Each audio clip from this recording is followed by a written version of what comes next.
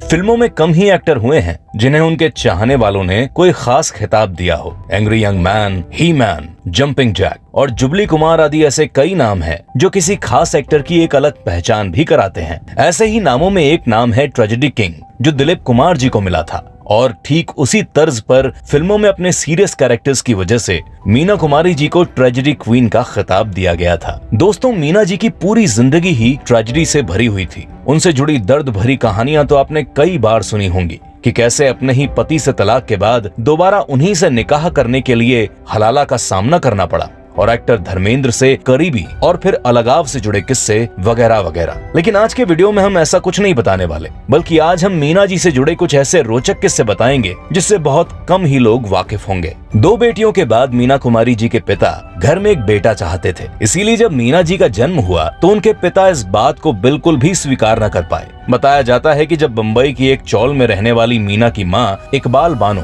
और उनके पिता मास्टर अली बख्श, जो कि एक थिएटर आर्टिस्ट थे, उनकी बेहद तंग हाली के दिनों में 1 अगस्त 1932 को मीना ने जन्म लिया तो उनके पास डिलीवरी करने वाले डॉक्टर को फीस देने तक के पैसे नहीं थे। चूंकि घर में 2 बेटियां पहले से थीं, इसीलिए एक और बेटी के पैदा होने पर वो मायूस से हो गए। निराशा इतनी बढ़ गई थी कि अली बख्श ने अपनी उस नवजात बच्ची को मुंबई के दादर स्थित एक मुस्लिम अनाथालय के बाहर छोड़ दिया। लेकिन अभी कुछ ही दूर गए थे कि बच्ची के रोने की चीखों से उनका दिल पसीज गया और वे वापस लौटे और बच्ची को गोद में उठा लिया। उन्होंने देखा कि बच्ची के शरीर पर लाल चींटियां चिपकी हुई थीं, जिनके काटने की वजह से ही वो चीख रही थी। उन्होंने उसे साफ किया और वापस घर ले आए। घर की माली हालत ठीक न होने से अच्छे से पढ़ाई करना तो दूर की बात थी, उल्टे घर की सहायता करने के लिए मीना को बचपन से ही काम करना पड़ा। 6-7 साल की उम्र से ही मीना ने फिल्मों में काम करना शुरू कर दिया था। वर्ष 1939 में रिलीज फिल्म लेदरफेस में उन्होंने महजबी नाम की लड़की का किरदार निभाया, जो कि उनका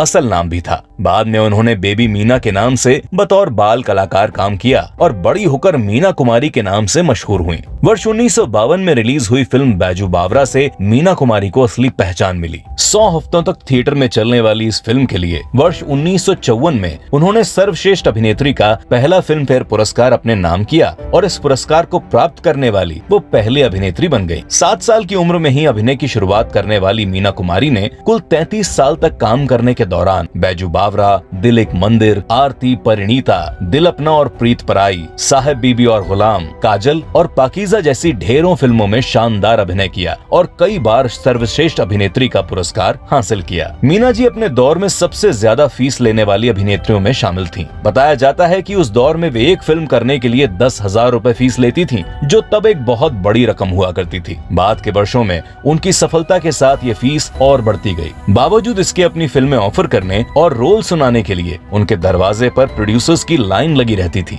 अपनी खूबसूरती और दमदार एक्टिंग के चलते मीना कुमारी हर किसी की चहेती बन चुकी थीं। लेकिन लोगों के साथ साथ खुद मीना कुमारी जी को भी तब बहुत हैरानी हुई जब उन्हें ये पता चला कि कोई शख्स ऐसा भी है जो ना तो उनकी सूरत से उन्हें पहचानता है और ना ही उनके नाम से उन्हें जानता है। वो शख्स थे देश के महान प्रधानमंत्री लाल बहादुर शास्त्री जी। दोस्तों, ये किस्सा बेहद दिलचस्प होने के साथ साथ शास्त्री जी के सादगी भरे जीवन से भी हमें परिचित कराता है। दरअसल हुआ ये था कि जब फिल्म पाकीज़ा बन रही थी तब महाराष्ट्र के तत्कालीन मुख्यमंत्री ने शास्त्री जी को मुंबई के एक स्टूडियो में फिल्म पाकीज़ा की शूटिंग देखने के लिए आमंत्रित किया था। शास्त्री जी चाह कर भी उस आग्रह को मना नहीं कर पाए और उन्हें शूटिंग देखने के लिए स्टूडियो जाना ही पड़ा। कुलदीप नैयर जी द्वारा लिखी किताब on leaders and icons from Jinnah to Modi, इसमें भी इस किस्से का उल्लेख किया गया है। जब लाल बहादुर शास्त्री स्टूडियो में पहुंचे तो उनसे मिलने के लिए वहां पर उस समय के कई बड़े स्टार्स भी आए हुए थे और उनमें मीना कुमारी भी शामिल थीं। तय किया गया कि शास्त्री जी का स्वागत मीना जी ही करेंगी, जिसके तहत उन्हें शास्त्री जी को माला पहनानी थी। जब मीना जी ने शास्त्री जी को माला पहनाई तो शास्त्री जी ने बड़े ही सादगी से पूछा कि ये महिला कौन है।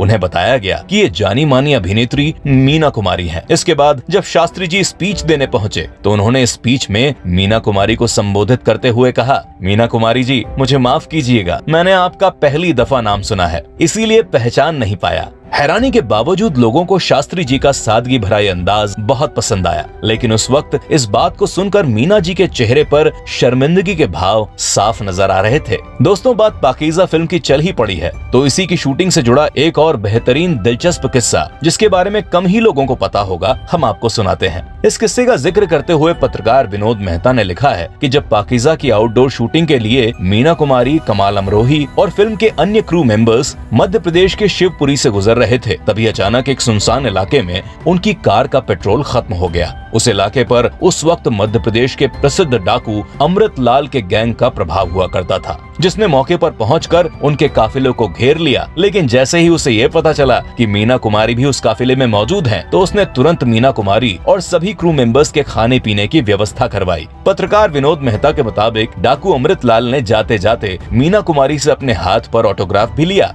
और वो भी कागज पर किसी साधारण पेन से नहीं, बल्कि उसने मीना कुमारी से ये कहा कि वो चाकू से उसके हाथ पर ऑटोग्राफ दें।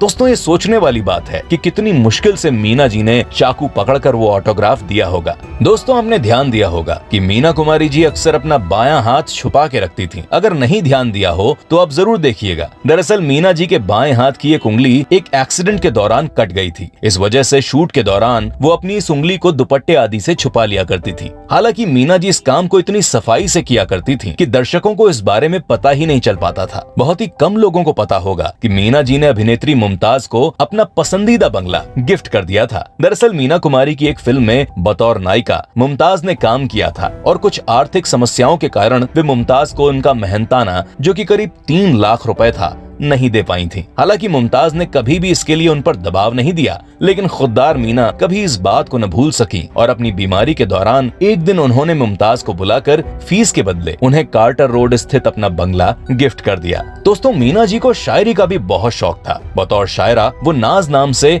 शेरो शायरी लिखा करती थी। हालांकि अदाकारी की तरह उन्होंने कभी भी इसे अपना पेशा नहीं बनाया, इसीलिए मीना जी के इस रूप के बारे में कम लोगों को ही पता है। अपने आखिरी वक्त में मीना जी ने अपनी गजलों की डायरी गीतकार, लेखक और निर्देशक गुलजार साहब को सौंप दी थी। मीना जी से जुड़ी एक और खास बात है जिसे जानकर यकीनन आपको ताज्जुब होगा। लगभग 15 वर्षों से बन रही फिल्म पाकीज़ा की शूटिंग जब आखिरी दौर में चल रही थी, तब मीना कुमारी बहुत ज्यादा बीमार हो गई थी। वो भी इतनी कि किसी गाने पर डांस करना उनके लिए नामुमकिन था। ऐसे में इस फिल्म के कुछ दृश्य और 2 गानों में उनके बॉडी डबल का इस्तेमाल करना पड़ा। फिल्म के गीत आज हम अपनी दुआओं का असर देखेंगे में बॉडी डबल के रूप में अभिनेत्री पद्मा खन्ना को चुना गया। इसके लिए तरकीब लगाई गई कि क्लोजअप शॉट बस मीना जी का लिया जाएगा और बाकी पूरा गाना पद्मा खन्ना जी के चेहरे को घूंघट में ढककर शूट कर लिया जाएगा। इसीलिए इस गीत के कुछ ही सीन में मीना कुमारी का क्लोजअप चेहरा दिखाया गया और बाकी का सीन उनके चेहरे को ढककर दिखाया गया। अब आप जब ये गीत देखें तो डांस मूव वाले सीन ध्यान से देखें,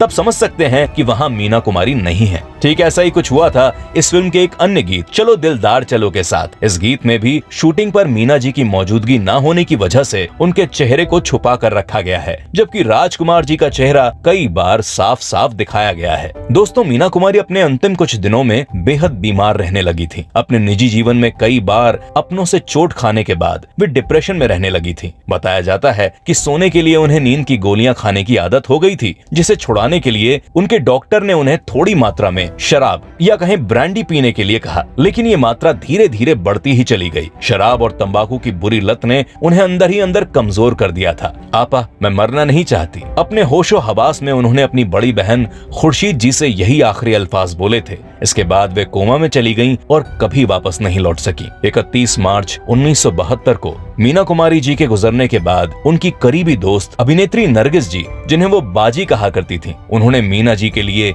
एक उर्दू मैगजीन में लिखा था, मीना मौत मुबारक हो। आज आपकी बाजी आपको आपकी मृत्यु पर बधाई देती है और आपसे इस दुनिया में फिर कभी कदम न रखने के लिए कहती है। ये जगह आप जैसे लोगों के लिए नहीं है। दोस्तों, हमें उम्मीद है कि ट्रेजेडी क्वीन मीना कुमारी पर आधारित आज का ये वीडियो आपको जरूर पसंद आया होगा। तो मिलते हैं अगले वीडियो में किसी और रोचक किस्से के साथ। तब तक के लिए नमस्कार।